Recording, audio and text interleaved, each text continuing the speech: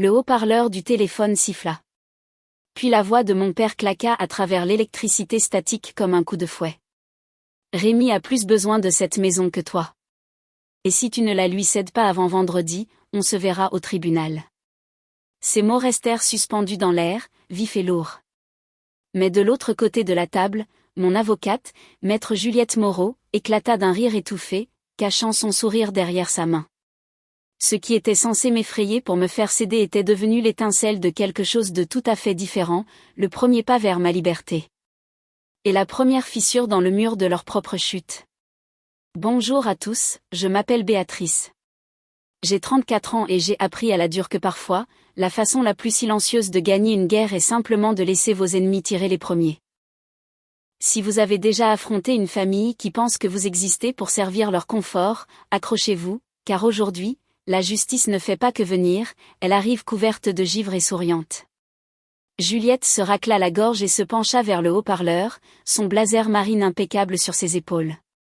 Monsieur Dubois, ici maître Juliette Moreau, conseil de Béatrice. Je dois vous informer que cet appel est enregistré, et nous avons noté votre menace de litige. Pour quel motif comptez-vous exactement poursuivre votre propre fille pour la possession d'une propriété qu'elle possède légalement? Le silence. Le genre qui rampe dans une pièce, épais et rampant. Puis, comme prévu, la voix aiguë et indignée de ma mère, Ghislaine, perça. Elle sait ce qu'elle nous doit. Nous l'avons élevée. Avant qu'elle ne puisse finir, Juliette l'interrompit. Son ton était aussi doux que de la soie tendue sur de l'acier. Élever un enfant est un devoir, Madame Dubois, pas un compte de dette. S'il vous plaît, par tous les moyens, poursuivez votre procès. Cela fait bien trop longtemps que je n'ai pas eu autant de comédie juridique dans ma semaine. La ligne devint chaude des bégaiements furieux de mon père avant qu'elle ne coupe finalement. Le rire disparut du visage de Juliette alors qu'elle se tournait vers moi, son regard soudainement sérieux. Ils vont le regretter, Béatrice, dit-elle. Mais vous devez être prête pour la suite. Je jetai un lent regard autour de mon salon, essayant de me stabiliser.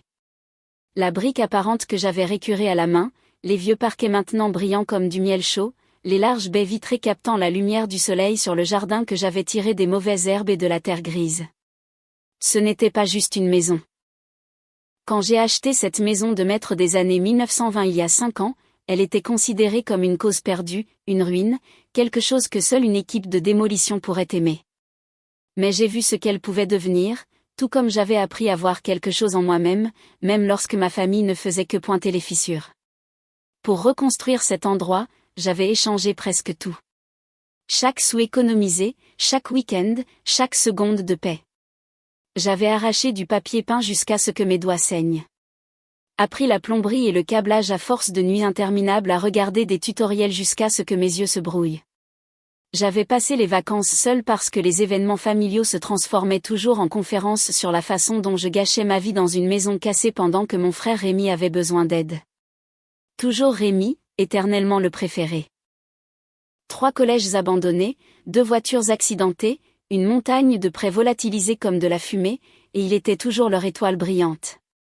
Le même frère qui se moquait de ma maison à rénover jusqu'à ce que son amie, l'agente immobilière Charlotte, mentionne nonchalamment que le quartier était soudainement très demandé et que les prix avaient triplé. C'est là que tout a changé. Du jour au lendemain, ma maison cessa d'être le projet farfelu de Béatrice et devint comme par magie une propriété familiale. Soudain, j'étais l'égoïste, accumulant ce qu'il pensait devoir être partagé. Je me suis entraîné pour ce moment sans le savoir, dis-je à Juliette, ma voix plus ferme que mon rythme cardiaque. Elle sourit faiblement, ouvrit son ordinateur portable. Alors affûtons nos épées, voulez-vous? L'acte de propriété est uniquement le vôtre, n'est-ce pas? Oui, dis-je en sortant mes dossiers. Payé avec mes propres économies, sans co-signataire, sans argent de famille. Je fis défiler mon téléphone, lui montrant 5 ans de photos, les plafonds fissurés, les murs rapiécés, les nuits où je dormais sous des bâches, le brillant poli du résultat final. J'avais transformé une épave à 140 000 € en une maison à 500 000 €. Toute seule. Les yeux de Juliette brillèrent. Et la contribution de vos parents? Cette question me frappa comme un coup que j'aurais dû voir venir. Leur contribution, dis-je doucement, fut de me traiter de folle. Ma mère me disait que je mourrais seule dans une ruine dévoreuse d'argent. Mon père m'a proposé de m'aider à trouver un bel appartement à la place. Parfait, murmura Juliette, tapant rapidement. Maintenant, à propos de cette question de fonds fiduciaires que vous avez mentionnée. Ah, oui. Le secret qui m'avait empêché de dormir pendant des semaines, le cœur silencieux de toute cette pourriture. Je sortis un dossier usé, les bords ramollis à force d'être trop souvent manipulés. Ma grand-mère, Marthe, la mère de mon père, avait laissé des fonds fiduciaires à Rémi et à moi. Parts égales. Nous étions censés y avoir accès à 25 ans, mais je n'ai jamais vu le mien. On m'avait dit que grand-mère avait changé d'avis avant de mourir, qu'elle avait été déçue de moi et m'avait retiré de son testament. Je me souvenais de la honte comme si c'était hier, comment j'avais pleuré dans ma voiture, convaincue d'avoir vraiment échoué envers tout ce que j'aimais, que je ne méritais rien. Puis, le mois dernier, à la fête de fiançailles de Rémi, avec sa fiancée éblouissante, Grâce, à son bras et un verre de champagne à la main, tout s'est révélé. Ivre et se vantant, Rémi a ri en racontant comment il avait déjà dépensé tout son fonds fiduciaire et comment il aurait besoin de ma maison pour que Grâce puisse continuer à mener la grande vie. J'avais ri en retour, d'un rire cassant. Fonds fiduciaire ? Quel fonds fiduciaire ? Il avait ricané, sa voix empâtée d'une condescendance. Le même que le tien, idiote. Puis après une pause, il avait eu ce petit rire cruel que j'avais entendu toute ma vie. Oh, attends. Maman et papa ont dit que tu avais dépensé le tien à réparer cette décharge. Je suppose que c'est pour ça que tu es si amère. Juliette arrêta de taper au milieu de la phrase, ses yeux se plissant. Il a dit que vous aviez votre fonds fiduciaire. C'est ce qui m'a poussé à creuser, dis-je. J'ai engagé un détective privé, Carlos. Il a trouvé le vrai testament de grand-mère. Mes mains tremblaient en lui tendant les papiers. Rémi et moi avons chacun hérité de 200 000 euros, distribués à mes 25 ans, mais je n'en ai jamais vu un centime. Le papier crépita dans le silence. Mes parents se sont désignés comme fiduciaires, continuai-je. Ils ont géré le versement et se sont payés. Ils m'ont dit que j'avais été déshéritée tout en volant l'argent qui m'était destiné. Tout ça pour soutenir le style de vie de Rémi. La lumière enjouée avait disparu des yeux de Juliette. Son regard s'était durci, froid et sûr. Son visage était de pierre. C'est une fraude. Une fraude criminelle. Et maintenant, il menace de vous poursuivre pour une maison que vous avez achetée avec votre propre argent pendant qu'il volait votre héritage. Ce n'est même pas le meilleur, dis-je, surprise par la fermeté de ma voix. Carlos a trouvé plus. Mes parents me déclarent comme personne à charge sur leurs impôts depuis 5 ans alors que j'étais entièrement employée et que je subvenais à mes besoins. Ils ont collecté des crédits et des déductions en utilisant mes informations. Fraude fiscale en plus du vol d'héritage. Juliette secoua la tête. Ils pensaient vraiment que vous ne le découvririez jamais. Ils pensaient que j'étais la même enfant effrayée qui les avait crus quand ils disaient que je ne valais rien. La même fille qui acceptait les miettes et appelait ça de l'amour. La vérité, c'est que j'aurais pu rester cette personne s'il n'était pas devenu avide. S'il s'était contenté de voler mon héritage, je n'aurais jamais su. Mais menacer de me poursuivre pour ma maison, pour cette maison bâtie de mon sang, de ma sueur et de mes larmes, avait déclenché quelque chose de primaire. Alors, dit Juliette, refermant son ordinateur portable d'un clic décisif. Voici ce que nous allons faire. Nous allons les laisser déposer leur plainte frivole. Lors de la phase de découverte, nous demanderons les dossiers financiers qui exposeront tout. Ensuite, nous porterons plainte pour le fonds fiduciaire volé, déposerons des plaintes pénales pour fraude et signalerons la situation fiscale au fisc. Et Rémi ? Il ne savait rien du vol. L'ignorance n'est pas l'innocence. Il a bénéficié d'argent volé et a participé à la tentative de vous prendre votre maison. C'est un adulte qui fait ses choix. Quelques jours plus tard, mes parents mirent leurs menaces à exécution. Je fus signifié au travail, devant mes collègues, car, bien sûr, ils voulaient m'humilier. Ma main tremblait en signant les papiers, sentant les regards curieux de mes collègues me brûler le dos. La plainte prétendait que j'avais promis la maison à Rémi, que je retenais une propriété familiale en otage, et cherchais un transfert immédiat de l'acte de propriété. Cette nuit-là, je m'assis dans ma cuisine, la cuisine que j'avais rénovée moi-même, où j'avais pleuré sur des dîners brûlés en apprenant à cuisiner seule, et je lus chaque mot. Chaque mensonge était comme une gifle. Il me dépeignait comme une fille vindicative, retenant des biens familiaux légitimes, comme quelqu'un qui avait fait des promesses que je n'avais jamais faites.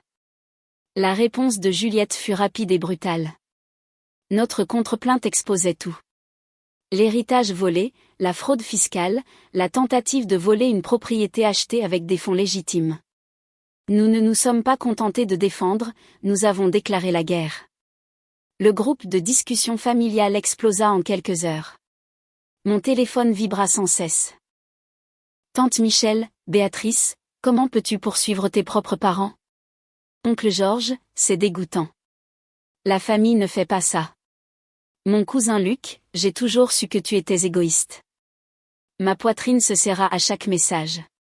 Ces gens m'avaient vu lutter, avaient vu le traitement de mes parents envers moi, et pourtant ils défendaient le mensonge. Je tapais une seule réponse. Ils m'ont volé 200 000 euros. La preuve est déposée au tribunal. C'est public. Allez vérifier. Puis je quittai le chat, ma main tremblant si fort que je pouvais à peine tenir le téléphone. Le véritable affrontement eut lieu lors de ce qui serait notre dernier dîner de famille, 2 semaines après le dépôt des plaintes. Ma mère avait convoqué tout le monde chez eux. La maison que, je le réalisais maintenant, mon héritage avait probablement aidé à payer. L'ironie ne m'échappait pas. J'arrivais avec Juliette et Carlos, mon enquêteur.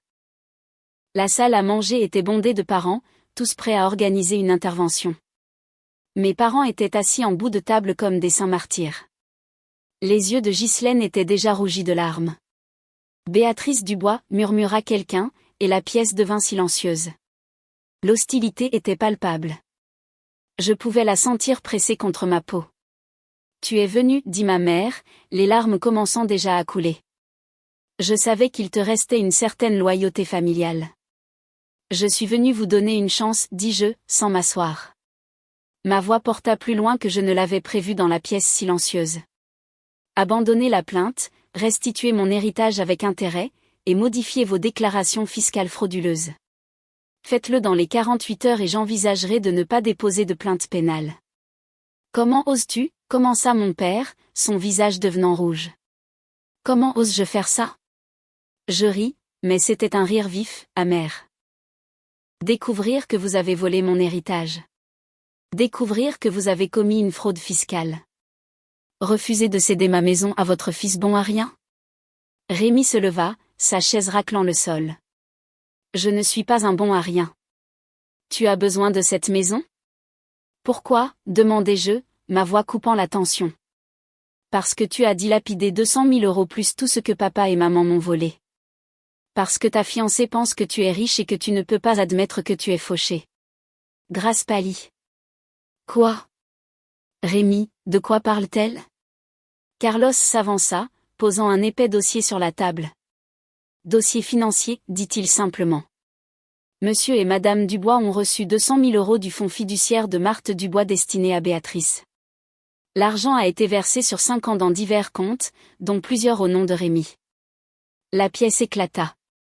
Les proches se ruèrent sur les papiers, les voix s'élevant sous le choc et la colère.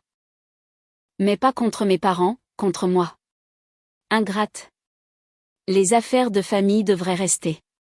Comment peux-tu embarrasser? Je frappai la table de ma main, le bruit résonnant comme un coup de pistolet. Vous voulez parler de famille? La famille ne vole pas. La famille ne ment pas. La famille ne menace pas de poursuivre pour une propriété à laquelle elle n'a aucun droit.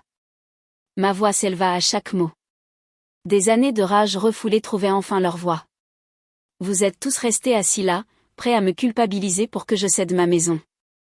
Mais où étiez-vous quand ils ont volé mon héritage? Où étiez-vous quand ils m'ont dit que j'étais déshéritée et que je ne valais rien? Silence. Le seul son était Grâce qui pleurait doucement. C'est ce que je pensais. Je regardais mes parents. Je les regardais vraiment. Les larmes de ma mère s'étaient arrêtées, remplacées par un calcul froid.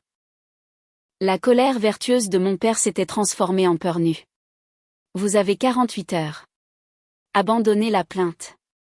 Restituez l'argent ou faites face aux conséquences. Nous ne l'avons pas, murmura ma mère. L'argent? Il est parti. Alors vous feriez mieux de le trouver, dit Juliette, sa voix comme de la glace. Vendez des biens, contractez des prêts, débrouillez-vous. Parce que l'alternative est la prison fédérale pour fraude fiscale et la prison d'État pour vol d'héritage. Nous les avons laissés là, entourés de parents qui réalisaient lentement qu'ils avaient défendu des criminels. Grâce rompit avec Rémi cette nuit-là. Elle m'envoya un message qui serra ma poitrine de satisfaction. Merci d'avoir exposé la vérité. Il m'a dit que son fonds fiduciaire était en placements immobiliers. J'ai failli épouser un escroc. Mes parents abandonnèrent leur plainte dans les 24 heures. Ils engagèrent leur propre avocat qui tenta de négocier, mais Juliette était un requin qui sentait le sang. Nous avons accepté un plan de paiement pour l'héritage plus les intérêts, leur avons exigé de déposer des déclarations fiscales modifiées et avons obtenu un accord légal selon lequel ils ne me contacteraient plus jamais. Les pénalités fiscales à elles seules les ruinèrent presque. Ils durent vendre leur maison, celle que j'avais partiellement payée avec mon argent. Rémi retourna vivre chez eux. Ses fiançailles furent rompues. Sa réputation détruite. L'enfant prodige terni au-delà de toute réparation. Mais la justice la plus douce arriva 6 mois plus tard. J'étais assise dans mon jardin, celui qu'ils avaient raillé, quand une lettre recommandée arriva. Elle venait de l'avocat de succession de ma grand-mère, maître Dubois, qui m'avait retrouvée après avoir vu la plainte dans les registres publics. Ma grand-mère m'avait laissé autre chose, quelque chose que mes parents ne pouvaient pas toucher. Ses journaux personnels et un petit compte séparé dont ils n'avaient jamais eu connaissance. Dans son journal, 1 mois avant sa mort, elle avait écrit « Je crains que mon fils et sa femme n'essaient d'empêcher Béatrice de toucher son héritage. Ils ont toujours été jaloux de son indépendance, de sa force. Si tu lis ceci, ma chère, sache que j'ai vu qui tu étais vraiment. La maison que tu construiras de tes propres mains vaudra plus que tout l'argent que je pourrais te laisser. Mais prends ce qui est à toi et construis ta vie libre de leur ombre. » Elle avait su. D'une certaine manière, elle avait su. Le petit compte avait grossi au fil des ans pour atteindre près de 50 000 €. Je l'ai utilisé pour rembourser le reste de mes prêts de rénovation et installer la serre dont j'avais toujours rêvé. Ma maison est maintenant plus qu'une simple propriété. C'est la preuve que parfois la famille dans laquelle vous êtes né n'est pas la famille que vous êtes censé garder. Que parfois leur rejet n'est qu'une réorientation vers quelque chose de mieux. Les proches qui s'étaient rangés du côté de mes parents s'éloignèrent. Bon débarras, mais d'autres me contactèrent. Des cousins qui avaient été repoussés. Des tantes qui avaient été étiquetées difficiles pour avoir posé des questions. J'ai construit de nouvelles relations sur des fondations de vérité au lieu d'obligation. Rémi envoie toujours des messages occasionnels mendiant de l'aide. Je ne réponds pas. Mes parents vivent maintenant dans un appartement modeste. Leurs années dorées ternies par leur propre avidité. Ils pensaient pouvoir me poursuivre en justice pour me soumettre. Pensaient que la menace d'une action en justice me ferait m'effondrer comme je l'avais fait enfant. Au lieu de cela, leur menace est devenue ma libération. Juliette avait raison de rire. C'était risible. L'idée que les gens qui m'avaient volé pouvaient utiliser la loi comme une arme. La loi est devenue mon épée à la place. Tranchant à travers des années de mensonges pour révéler la vérité. Je m'appelle Béatrice Dubois et je possède ma maison en toute propriété. Pas seulement l'acte, mais chaque brique, chaque planche, chaque fleur du jardin. Je l'ai construite avec des mains qu'ils appelaient inutiles. Avec de l'argent qu'ils disaient que je ne méritais pas. Avec des rêves qu'ils ont essayé de voler. Et quand ils ont menacé de tout prendre, je n'ai pas seulement gardé ma maison. J'ai fait s'effondrer la leur autour d'eux. Parfois, la meilleure vengeance n'est pas seulement de bien vivre. C'est de vivre honnêtement, sans rien à cacher et sans rien à craindre. Si cette histoire a résonné en vous, appuyez sur le bouton d'abonnement et faites-le moi savoir dans les commentaires. Avez-vous déjà dû tenir tête à une famille qui a essayé de vous voler ? La justice est peut-être lente, mais elle vaut toujours la peine d'attendre.